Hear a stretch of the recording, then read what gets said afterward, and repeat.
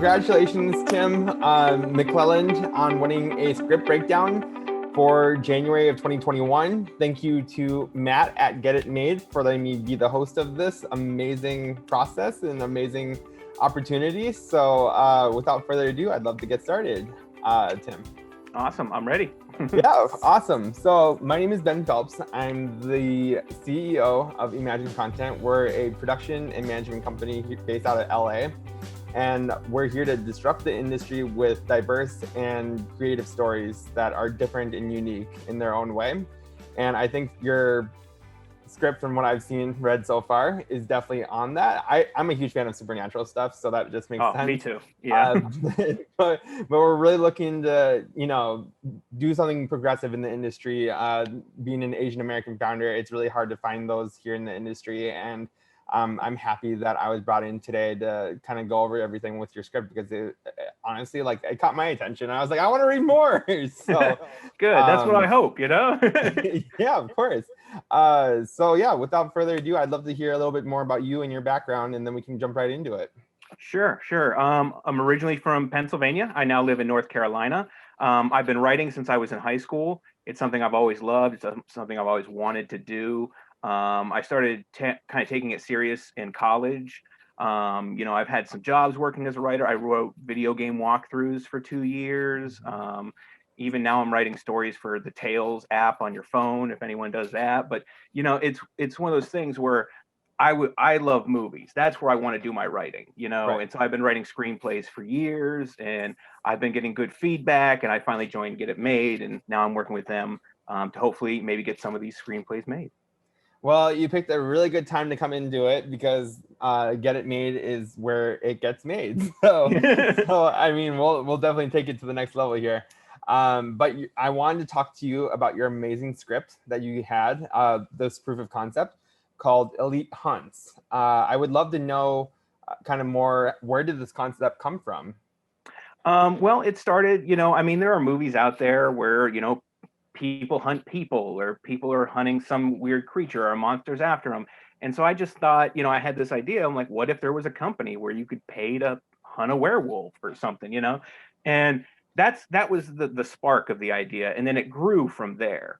The POC, of course, started with that. And that's why, it ends with the werewolf twist. And but the feature that I'm working on for it is actually so much bigger, and there's a lot more monsters in it. And it's something I'm really excited about. Well, that's great, because honestly, when I read through this, it kind of gave me that Vampire Diaries, the originals, Secret Circle kind of vibe, and then with the hunting part, kind of like a Hunger Games-esque kind of future. Yeah. Where people they have people hunt down these creatures, and then they're hunted by people for fun, for game, basically. And that kind of was my take with this when I was reading it, and definitely is very relevant. It ticks the boxes on kind of what people would be looking for in the supernatural world, and I think it's unique in its own way, because it brings those elements together. Yeah, and I honestly, I love monster movies, and so any chance I get to write something with monsters, I'm all about it. And then the one particular thing about this was, I knew I wanted to make it a unique experience, something where, it feels one way. Like in the feature I'm working on, it starts off where you are maybe siding with the humans, and but then story elements come out, and by the end, I want people to be on the side of the monsters. I want them to be rooting for the monsters. That was actually in the back of my head. I was like, this guy is writing this so that possibly, I wrote in my notes, I said, this is going to be either for the werewolves, or it's going to be anti-werewolves. So it's going to be one of those two things. But I did have that idea in the back of my head. So that's that's amazing that you had it going that way, because you want the character to be emphasized, or given empathy. Absolutely. Kind of relate to that character. I think giving humanity to the werewolf characters, or the vampires, or whatever creatures are in this that you're doing that for, I think that's really where you can fine tune it to make sure that we're rooting for those creatures at the very end, because from the looks of it, I don't want to root for the Balthazar character because he's a complete Yeah. a-hole. So Exactly. you know, And I tried to make the characters very unlikable. yes, So that I would say that I kind of like Cali, but I feel like she's just kind of going along with it because Balthazar is like the, you know, dominant character in this proof of concept. So I feel like she's kind of servant minded in that sense, that she kind of has to be in this weird relationship that they have. Yeah, she really only cares about the money. She Yeah. doesn't care, you know, like what's going to happen to these people. She doesn't care what he's going to serve up for them to hunt. She just wants the money, you know? Yeah, she doesn't have that humanity part of her. So Exactly. Yeah. she lost it. All right, so let's jump into it. So Yeah, sure. page 1. So I think that the way you introduce the feel in the cabin, and kind of like the tone and the imagery of where the cabin sits nestled in the sea of trees on a dirt road. Balthazar steps out onto the porch with a lit cigar tucked into his mouth and a lighter on his hand. It gives me that kind of robust, rustic kind of feel to this character for Balthazar. Like he's in his 40s, like you said, and definitely has kind of like that, you know, bounty hunter vibe, living in the country, probably redneck of some sort, but you know how that is. And then you get into what he looks like with the scar down his face, which means he means business. So it's not just, you know, not some average Joe, right? Yeah, I wanted to make sure he had the scars of his trade, you know? Exactly. It's kind of like Scarface, basically, right? Yeah. So you're at the end of the day, you're going to be intimidated by the guy no matter who you are. And you know that he's probably the baddie, you know, Exactly. which is what you're designing him to be. The next thing would be the introduction of Cali. She's a beautiful woman, kind of like, you know, the kind of a character that you kind of expect that she wouldn't care about the humanity of it. She just cares about her looks, her lifestyle, the money, basically. Yeah. I think the formalities at the beginning where Cali says Balthazar, and then he says Miss Salone, and then you've earned the right to call me Cali. And he's like, I don't really care what I call you because of the money that we're making off of it. I think that really creates the relationship of how Cali and Balthazar, or how this relationship is going to work. And I think it's a really great way to start off the chemistry, is that it's like, you know that these characters are strictly professional and that's where this is going to go. And you kind of get a glimpse of who they are as a person.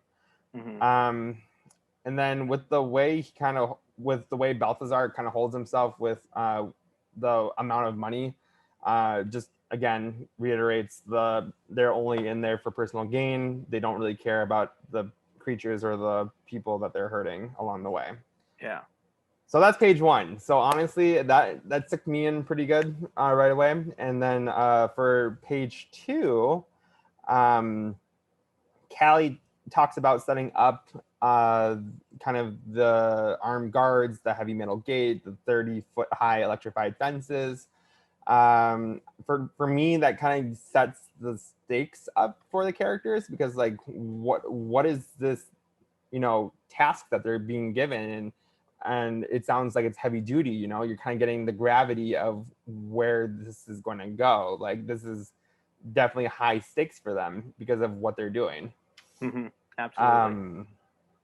And then when Balthazar is talking about the prey and how you know they're gonna rein him in, and then he talks about the beast gutting the mother like a fish and ripping out the father like he was a sheet of paper. It really again kind of gives him as an antagonist, which is what you're trying to do, a solid image of what we're getting prepared to see, because he sounds like he would do anything to just kill these guys. He doesn't care. Yeah. He just thinks they're in cold blood killers, and I think that that's the start of the misconception to where that's going to flip, which is what you're talking about. That is absolutely where it starts. Yeah. Exactly. And I really like how you picture that, because it's a powerful rhetoric for what you're going for. And I'm a huge fan of these kind of stories where, you know, these guys are clearly the antagonists of the story, and they're going to be the people that are hopefully going to get gutted themselves later on, right? Very much so, yes. For their crimes. Exactly. Yeah. So that was page 2. So I thought it gave a really interesting glimpse into what's coming basically. Mm-hmm. All right, page 3. So the woman description can be understood, and it looks like she may be the victim. That's the note that I was talking about, because I knew that there was going to be like, in a way, it was worded really interestingly, because in a way, when you watch like, you know, those shows like SVU or The Blacklist or something, you see a mother that's being manipulative by saying like, oh, she's the victim, right? And she's saying, oh, help me, help me, help me. But then in fact, she's actually bad. But it's really interesting because there's like this duality with the woman, and that she might not know that she's a werewolf, right? Maybe they have a split personality. I don't know if that's what you're going for or if that's what it is. Yeah, actually, with that character, but she is fully aware of her abilities. Oh, She okay. can, yeah, she can change any time. And what's not in the POC is that she allowed herself to be brought there on purpose. She did it on purpose. Ah, okay. Got it. Got it. Got it. Okay, that makes more sense. So I think it's very interesting how you set her up, having that plea and kind of where that's going to go. Let's see, what else did I write? So um, it also shows the person that she isn't who she claims to be, right? So Mm-hmm. we're getting this kind of sense that the woman, there's more to her than meets the eye, right? Which is kind of foreshadowing into what's going to happen next on the next page. Which also leads into Balthazar foreshadowing what's next for the woman when he says, you'd think they learn, and he does the electrical shocks through the collar, causing her to seize up and drop to the ground. Again, that kind of shows the cruelty and the barbaricness of him as the antagonist, and how little he cares for these creatures. I really like how the supernatural elements, it's there by this point. You kind of already know that this is, you know, a show about werewolves at this point and other supernatural creatures, and then that kind of gives you the, like, you know, my brain is very curious to want to read more now, right? Because I'm getting curious about everything. um Page 4. So the weapons of how they may have to subdue the creature, that shows the stakes of the moment, and I really liked how you put that in there, because it's, you know, it's a cliche, if you will, to kind of talk about like what they're going to do to have to subdue the creature if it, you know, attacks basically. So I like how you added that. And then they were talking about Wolfsbane, and I'm very familiar with Wolfsbane from watching a lot of those supernatural shows.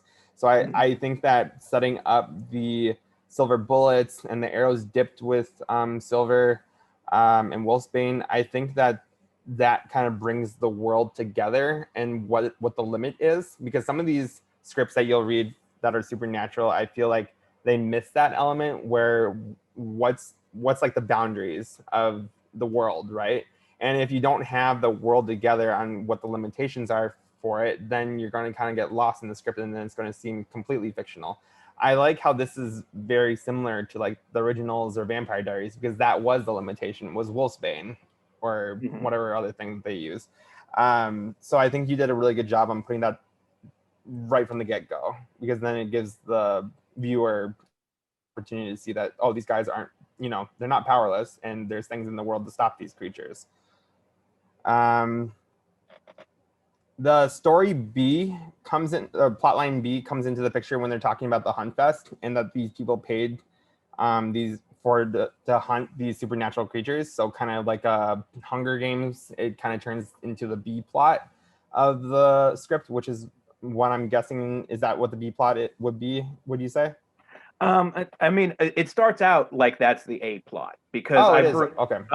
because essentially, you know, they come in and they do start this hunt, and they're going after just her, and they find out that she's a werewolf. Mm-hmm. And so, you know, they're all excited. They're like, "Oh, we can kill a werewolf. We didn't even know these existed." And so they're excited. They're loving it. And so we're kind of following the hunters at first. Um, Okay. and then as details come out, the focus changes, and it really becomes the werewolf story. Okay. So the B plot is more about the werewolves and kind of how they live and interact and what they have to do to, stop these people from doing what they're doing, right? I mean, at first, Yeah. there's a plot point in the POC. I made sure that Balthazar mentions that he has a facility just down the road with Yep. vampires and other things. There's a point not too far into the film, maybe about after the half hour, 45-minute mark or so, where the werewolf finds that facility and she lets Ah. loose all the other creatures that are in there. And so it becomes this mass where she kind of puts a team together and they kind of go back on the humans. So then I have a question then. With that being said, with the facility of vampires and whatnot, are the vampires are also on the side of the werewolves as well? Yeah. Basically what I've done is I've set it up here where like I said, she purposely had herself brought there because Balthazar had taken her father at some point and now she's there for revenge. And she didn't Oh, know okay. about this facility. She had no idea that that facility was there. But when she finds it, she kind of, talks to the other monsters that are there and be like, you guys want out, I'll let you out. You just got to help me. We got to get out of here together. And so then that's when they kind of rally. Because that's what my next question was how does that work? Because he said that it's not too late for me to get a vampire here instead. That makes me wonder what is he doing to have the vampires on his side and not the werewolf side? Like how? Oh, they're how not does on that? his side. All those Oh, creatures okay. they're in cages in this facility. He's holding them. They are not there of their own free will. Okay, got it. I just want to make sure that that's what where the relationship was on that. Yeah. And then finally, the last page. I thought it was a great way to end it, since she transforms fully into the werewolf, and we kind of get like that thriller shock opening where I'm guessing the people would be like looking at it, and then the wolf would like come crashing at you, and then towards the camera angle, and then that's when it would get cut to black, and it would kind of like jump out and scare you, kind of thing. That is the exact way I pictured it. Yeah. Yeah. And I made sure I wanted to do that because I wanted her to rise up and rip that collar off to show it Yeah. really wasn't keeping her down. It was just an act. And the other part is that the entire scene is set during the day. And so I wanted to show that she can transform anytime she wants. And I think that's really cool that you did that because you see a lot of that in anime. I don't know if you watch anime at all, but kind of where like the good guys get captured, right? And then they're restrained, and then all of a sudden it's like, all right, we can break out of these. Shoot. And then they go on, they go all OP on them, and that's pretty much it. But I think it's fantastic imagery that you ended it with to cut it to black. If this was like a TV series, I'd probably watch it, honestly, if it wasn't a feature. Now, excellent. what I want to ask you is how far are you going with the creatures that are in this film? Because the one thing I want you to just be aware of, just as a piece of advice, is that if you start to put too many things into this world, then it's going to get very messy and cluttery, right? And then it's going to take away from the focus of these other creatures. So if you're just limiting it to like vampires and werewolves, I think you'll be fine. But if you're adding like, I don't know, gremlins and warlocks, et cetera, et cetera, et cetera, there might be a little bit too much there to have to build that out into a 1 hour and 45-minute feature film, right? Which might be better set into the television world, because then you can kind of build each season as a different creature that gets evolved into the world versus an hour and 45 minutes where you're just trying to get everything all lumped in together at the same time. Yeah, and I definitely had that same thought. I didn't want to go overboard. I immediately I was figuring out what monsters I wanted to include. Right. I ruled out like zombies. I didn't want any zombies. I didn't want aliens. Nothing like that. So there were things that I took out immediately. But I wanted werewolves. I wanted vampires. Currently, there is a fish monster, and there's a river running through the preserve, and that fish monster is going to have some fun with that. And I also have Bigfoot. But that is currently it. It's just those four. Is the fish monster going to be like the one from the last cabin in the woods? A little more mobile and agile than that, but all right, cool. I was gonna be like, if it's anything like that, I don't know how scary that's gonna get. Yeah, but currently, I have the fish monster in such a way that it looks humanoid. It can walk on land, but not for long, and so it has to be in the water. But I have this scene devised where the hunters didn't know that the fish creature was even on the hunting preserve, and they're just trying to stop at the river, grab something to drink, recoup, and then they have an encounter with it leaping out of the water and pulling one of them in, and it's a great scene, I think. So Well, I think you have it pretty well thought out because, I think it's a good thing that you're reining it in. You don't have zombies. You don't have the apocalyptic, I don't know, hellhounds or something like that yeah. in this project. Overall, honestly, I thought you did a really good job with this. I could see it either way as a feature film or a television series.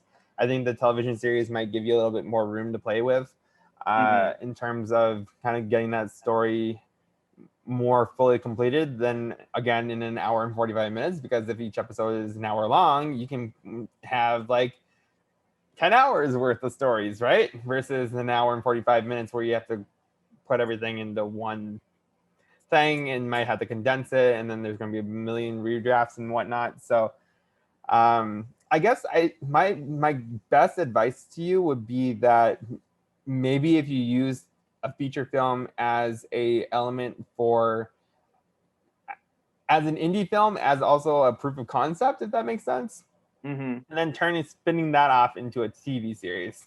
Or my other suggestion would be maybe creating a podcast with this so that it can be based on something as IP, because anything podcasts can be used as intellectual property. Um, so then when you're pitching, you can be like, hey, this is based on a podcast. There's your Okay. IP right there, and then it's more Yeah. attractive towards the viewer, because I feel like a lot of people would probably listen to this because this is pretty like gritty YA, right? Like a little bit older, slightly edgier, like Yeah, it's a little probably for bit. like a mid-20s, YA group, I guess you would say. But you attract that like Vampire Diaries, the originals audience, legacies, or whatever you want to call it. And I think that if you started it out as a podcast and started talking about the show, kind of started talking like how the plot goes and getting that idea out there, then it would be easier for you to try to sell that concept in the room. Okay. Yeah, I can definitely look into something like that. Because people always want to talk about vampires and werewolves. That's not an idea that's going to go away. So Yeah, I mean, those movies keep coming out, TV shows keep coming out about that stuff. People love it. I love it. So, well, I'm wearing exactly. a And the Blade thing t-shirt right now. exactly. And the thing is, Tim, is that you want to be able to separate yourself from those other vampire werewolves projects on people's desks, right? Right Hmm. now, I think it's a unique concept, but I think it needs to be a little bit stronger in terms of figuring out if you want to do it as a feature film or if you want to do it as a TV series, but also making sure that it's based on a piece of property first before you start pitching it, because that's really going to give you the biggest and best chance to kind of get it into, you know, someone's hands to be like, hey, we want to option this, right? Yeah, absolutely. Do you have any questions for me, Tim? Well, not at the moment. I'm happy you liked the story. I'm happy that, that it actually resonated with people because, it was just an idea I had. I'm like, well, I don't know, this could work. Let me see. And, I've been toying with it. And so, it was great because then I won this breakdown with you. And then shortly, like later on, like in the same week, I won something else for another script with someone else. And it's just like, oh, okay, this is all coming together right now, and so I'm feeling pretty good about things. I think your storytelling is on point, and I think that that's where it is. I would say that this was a lot easier than other things that I've read. So, me being like having bias towards the supernatural audience, Hmm. I really did enjoy it. And if you have any questions, of course, I'd be happy to answer them or guide you in the right direction. Okay, yeah, And I, I was yeah, curious about sure. one story element, Hmm. because, like I said, I started off and in where it's kind of looking like the humans are your main characters, but none of them are very likable. And Right. then as things come out, it changes, and then all of a sudden you're siding with the werewolves. Um, and so like people are always talking about how you have to have these likable characters, and so for a good 20-25 pages I don't have likable characters, and so I'm a little concerned about that, because initially you don't really know if you want to root for them before you realize, yeah, these are the bad guys. I mean, I think you do a really good job of kind of balancing it Hmm. with showing that, the wolves are the baddies at the beginning, and you kind of are rooting for the antagonists of Balthazar and Cali. in a way, because you're probably hoping at the point where it leaps out, where the woman leaps out at them, that you probably want them to shoot him, right? They want Yeah. the audience is probably thinking, okay, shoot this werewolf. It's barbaric. It's inhumane, right? But then I think that's kind of where the story is unique in that way, because if you just had it as a cliche, like if you made it so that Cali and Balthazar were likable at the beginning, then it'd be harder for us to kind of stray away from that to switch it to the opposite, to the werewolves. So I think the way set up the tension for it and where the plot's going to go, I think it's right on the target there. Okay, good. I'm happy about that, because that was a definite concern of mine. And then like I said, I do have other monsters and stuff, but the bulk of the film takes place on this hunting preserve, and I've written it where like the fences around the preserve are like the ones in Jurassic Park, the big electrified fences around it and everything, and so it's this big, massive place, but it's all almost forest and river and things like that. So I still wanted to keep the story, interesting. I didn't want it to all be like, oh, he jumps out of a tree, somebody gets shot behind that tree, So I do want to keep it lively, and then that's where the holding facility comes into play, and there are some flashbacks and things. But I just want to keep it fresh and interesting. I want it to be good, and I also want it to be gory. I love gore. So make it like Final Destination or something, or Saw. Yeah, exactly. When a werewolf claws through someone's chest, I want to see that pour out. 100%. I agree with you. So yeah, Tim, again, thank you so much for being with us today. With me, I guess, since it's not us. And of course, reach out to Matt if you'd like to get a hold of me. Or Armand, I guess whoever is leading this, and I'd be interested in reading the draft that you have for it once you're done with, and once you're ready for it, so I could give you some feedback on it. But I would greatly appreciate that. Thank you. Yeah, of course. Congratulations again. I think you're off to a really good start. This is how things get made. So we'll see. Yeah, fingers crossed. Fingers crossed, exactly. So, Tim, again, congrats on winning a script breakdown. And my name is Ben Phelps again. And stay tuned for the next one, I guess. Thanks, Ben. Yep. Take care. Have a good one.